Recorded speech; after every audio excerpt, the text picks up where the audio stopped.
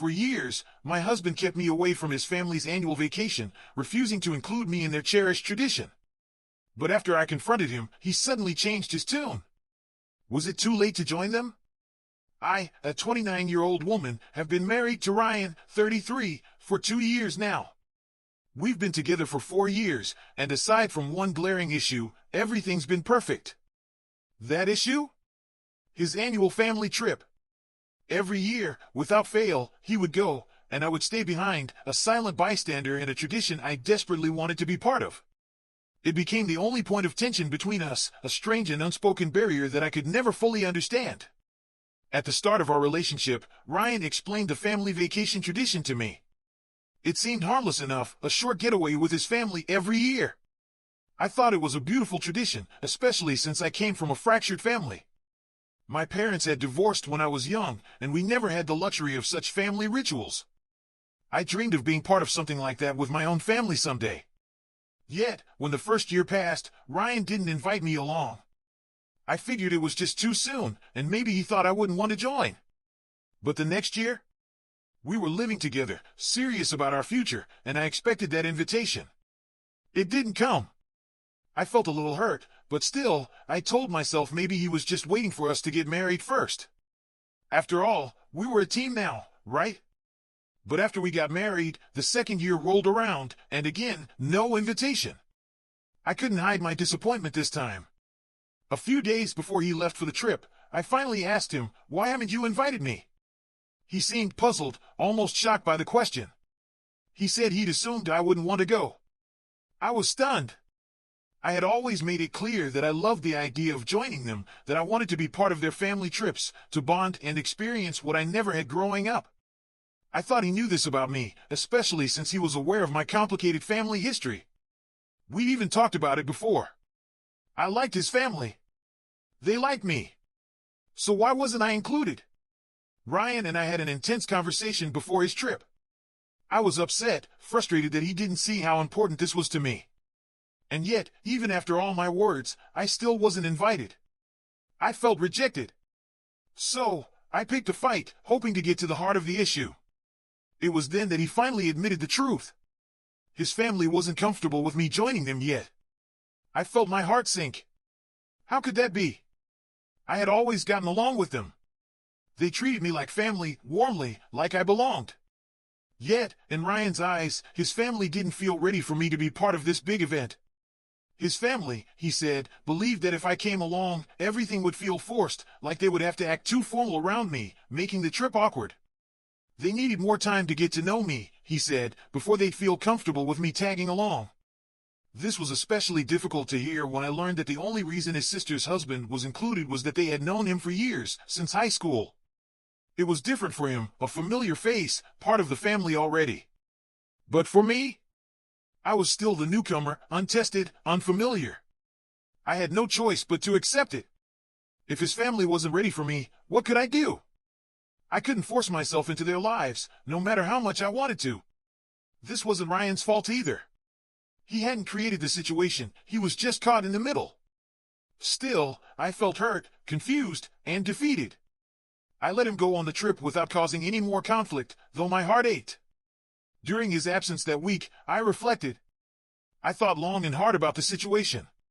And that's when I decided, no matter what it took, I was going to do everything in my power to change the way his family saw me. I wanted them to feel at ease around me, to stop acting stiff or formal. I didn't want them to view me as an outsider, someone they had to tiptoe around. I wanted to become part of the fabric of their family, not just a peripheral figure. After all, I didn't get along with my own family, and I certainly didn't want to alienate Ryan's. It seemed like the right thing to do, to make myself more comfortable in their presence. I knew they didn't dislike me, but I had to work harder to build the relationship.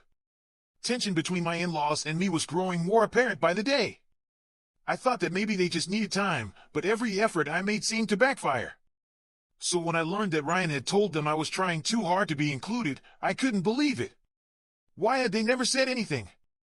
Every visit, every conversation, they seemed fine, even happy. They were putting on a facade, and I had no idea that it was all an act. If only they had been honest from the start, instead of letting me believe that everything was fine. This year, when Ryan mentioned that the family was going to California for the annual vacation, I felt a glimmer of hope. Maybe, just maybe, this would be the year I'd finally be invited. But then the conversation took a turn. He spoke about it casually, with no mention of me. My heart sank as I asked if I was going, and his answer shattered me. His parents hadn't said anything, but I knew better. The truth came out in the most painful way. They had decided that I had overstayed my welcome. They thought I was trying too hard, that I was forcing my presence on them. It was as if they had already made up their minds without giving me the chance to defend myself. I didn't understand it. All those times I visited, all the effort I made to bond with them, and yet they felt like I was the problem. I was devastated. How could they be upset with me for wanting to be close? For trying to be part of something I had never had with my own family? Ryan tried to downplay it, saying he'd spoken to them, but they were stubborn. They needed their space. I felt betrayed. All the love, the kindness I had given, had been rejected. They had been telling me one thing, but their actions spoke another. This was not the family I had thought I was becoming a part of. The fight that followed was inevitable. I demanded that Ryan take a stand. If they weren't going to welcome me, then he shouldn't go either. I wasn't going to let him just leave and pretend everything was fine. I wanted him to fight for me, to defend our marriage. But Ryan, he just didn't see it that way. He called me petty and told me I was being unreasonable. In the end, he went on the trip without me. The pain of that moment was sharp and unforgiving. As I sat there, waiting for him to return, the weight of everything came crashing down on me. I had tried, with everything I had, to be a part of this family. I had hoped for something I never had, a close-knit family who would accept me. My parents never really understood me, and I thought maybe, just maybe, my in-laws would. But now, they were pushing me away, and there was nothing I could do to change their minds. Something they wanted to deal with. They kept talking about how inconvenient it all was, and I could see the frustration building in their faces. I had to keep my calm, even though I could feel a boiling anger rising in me. Why was I suddenly expected to pick up the slack for everyone? My mind was racing as they unloaded all their complaints on me, acting like I was some kind of last-minute solution to their discomfort. I had assumed this trip would be a chance to heal, to feel included again, but here I was, thrown into the role of caretaker the moment I stepped off the plane. My heart ached with the absurdity of it all. I was trying to fit into this family, to feel like a part of it, but instead, I was being burdened with the very thing I had always been trying to avoid. The resentment, once buried, began to resurface. As soon as I arrived, they began subtly hinting that I should cook. "It's so tough without room service," my sister-in-law murmured, rolling her eyes at the kitchen. "Too bad we don't have someone to make dinner for us," her tone dripping with insinuation. It was like an invisible chain had been fastened around me. And the worst part? They expected me to just accept it. But no, this wasn't the deal. This wasn't what I signed up for. I had to bite my tongue, yet I couldn't help but feel the sting of manipulation. They thought I wouldn't notice. I wasn't blind. Sure, I might be a pleaser, but I wasn't about to let them trample over me. I wasn't here to be their unpaid servant. It wasn't about the cooking or the cleaning. It was about respect. How had I gone from being the neglected daughter-in-law to the one expected to do everything? The longer I stayed, the more I felt the weight of their expectations crushing me. I looked around at the house, the beautiful, secluded Airbnb by the beach that seemed like an idyllic escape, but not when I was being expected to carry the burden of every little chore. It didn't feel like a retreat anymore. It felt like a trap. I stood there in the kitchen, quietly observing the family as they sprawled out in the living room, complaining about their supposed misfortune, their voices echoing in my head. How could they be so out of touch? How could they look at me, standing there with my own concerns, and still expect me to drop everything and cater to their whims? I hadn't come here to become the family's glorified caretaker. But somehow, that's exactly what I had become, without even realizing it. How'd he imagine things going? But I didn't care. In that moment, I couldn't bring myself to feel guilty. How could I? After everything they put me through, after every subtle remark and the way they treated me like their personal servant, I wasn't about to just roll over and take it anymore. They had underestimated me, taken advantage of my kindness, and now they were going to see the consequences. As we boarded the flight, I could feel their eyes on me, as if they expected me to cave in, to fall back into my usual role. They had assumed that the minute we were back home, I'd go right back to being their go-to person for all the things they couldn't be bothered with. But not this time. No, I had made my choice. I was done. The flight was a blur. I could tell my in-laws were fuming, trying to play nice, but their forced smiles didn't fool me. I knew what they were really thinking. They were irritated, frustrated even, because they hadn't gotten their way. But it didn't matter. My mind was already set on what was coming next. And then it happened. The moment my two friends boarded the flight, I could feel the tension shift. It was like they suddenly realized something wasn't right. They had no idea. All along, I had kept my plan under wraps. The moment I greeted them, the realization hit them hard. They looked from me to my friends, and the confusion was written all over their faces. They had no idea what was going on, but I knew. I didn't just sit next to my family like the dutiful daughter-in-law they thought they had under control. No, I made sure to sit away from them, just one row behind. I had intentionally booked my flight separately from theirs. The message was clear. I wasn't part of their little act anymore. I wasn't going to sit there and pretend everything was fine while they tried to manipulate me into doing their bidding. No, I was done. I had already talked it over with my friends. They knew exactly what was going on, and they were just as outraged as I was. We had planned it all out. One of my friends was from California, so it wasn't a big deal for her to join me. The other one had to fly down just for this moment. It wasn't about geography or convenience, it was about sending a message. I wanted to show my in-laws exactly how much they had taken me for granted. They thought I would just quietly do everything for them, but I wasn't that person anymore. So, there I was, sitting with my friends, while my in-laws sat across from me, seething. I could feel their eyes burning holes in the back of my head. They were trying to act normal, but I could see through it all. They were pissed. And deep down, I knew they knew exactly why. I wasn't the dutiful daughter-in-law anymore. I wasn't going to be their pawn. When they finally asked me what was going on, I told them the truth. I explained it all to Ryan. The plan I had set in motion, the conversations with my friends, and the decision I had made. I wasn't going to stay quiet anymore. They had thought they could walk all over me, but I wasn't going to let that happen. Ryan's response was exactly what I expected.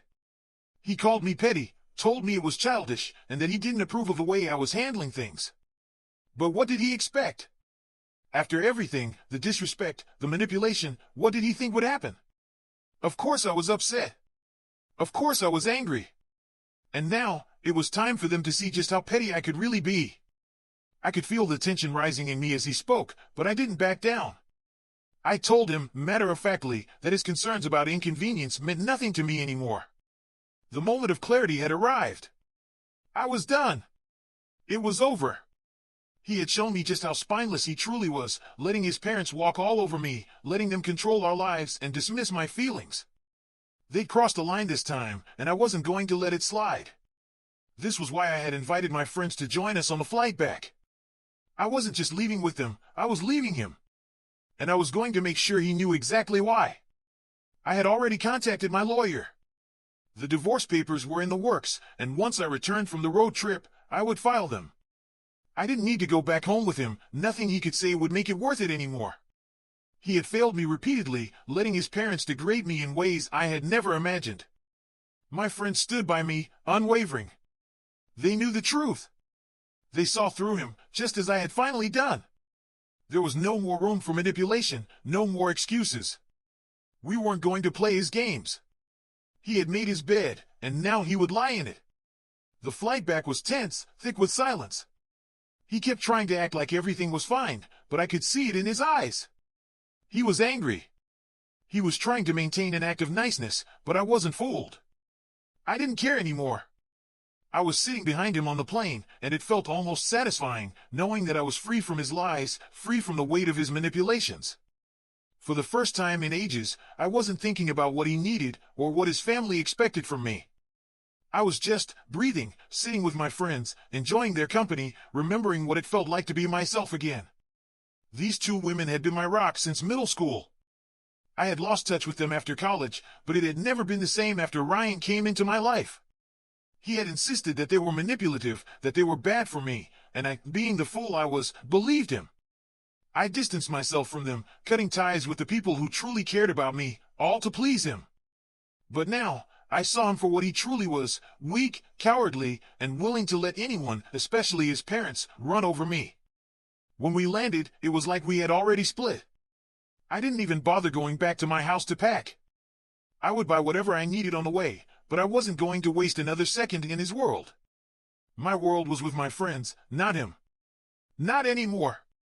They didn't speak to me after the flight. In fact, they stopped acknowledging me entirely. It was like I had disappeared from their reality the moment I boarded that plane with my friends. I wasn't surprised. After all, it was clear that my existence had never mattered to them unless I was playing their game. The next morning, he sent me a long text. He was disappointed in my actions, he said. He acknowledged that his parents had treated me badly, that he should have stood up for me, but, of course, he asked me to look at things from his perspective. These were his parents, he couldn't just disrespect them, he said. Apparently, he had no idea about the plan they had set in motion for me. He claimed he didn't know they had expected me to cook, clean, and babysit. How was it my fault, he asked, that he hadn't realized what his mother was doing? He told me he was guilty, that he wanted to fix things, to make it right. He begged me to join him on the road trip, to come back to him. But if I didn't, he said, it would prove I never really loved him. It was manipulative, but something inside me still wavered. Was I wrong? Was I too harsh? Did I owe him a chance to explain himself, to try and make things right? I hadn't let him speak when we were on the plane, and maybe that had been a mistake. But, in my heart, I knew it was just another one of his games. My friends, however, were clear. They wanted me to block him, to walk away without a second thought. They were adamant that I deserved better, that he would only drag me down further if I gave him any more of my time. I didn't know if they were right, but I couldn't shake the need to get a second opinion. I needed to know I wasn't making the wrong decision. Then the floodgates opened. The responses I received, some harsh, some understanding, helped me see things more clearly. My friends had been right all along. Ryan had been nothing more than a manipulative, self-centered man who had no regard for me or my feelings. I had been blinded by love, but now the fog had lifted. I was done. I blocked him and prepared for the road trip. I was going to reconnect with my friends and reclaim the life I had sacrificed for him. The divorce papers were ready, and I was more than ready to sign them. I didn't hear from him again, and I was grateful for that. The road trip had been everything I needed, a time to heal, to laugh, to rediscover the joy I had lost. I couldn't believe I had let myself get so lost in his world, but now I was free. 2 months later, the divorce was in full swing. The process was smooth, surprisingly so, and the negotiations were underway. He had let his family convince him I was the villain, and he was too proud to admit the truth. He acted like he was the one who had been wronged, but it only made the whole thing easier for me. Good for him, though. He deserved someone who would tolerate his nonsense. As for me, I knew I deserved far better.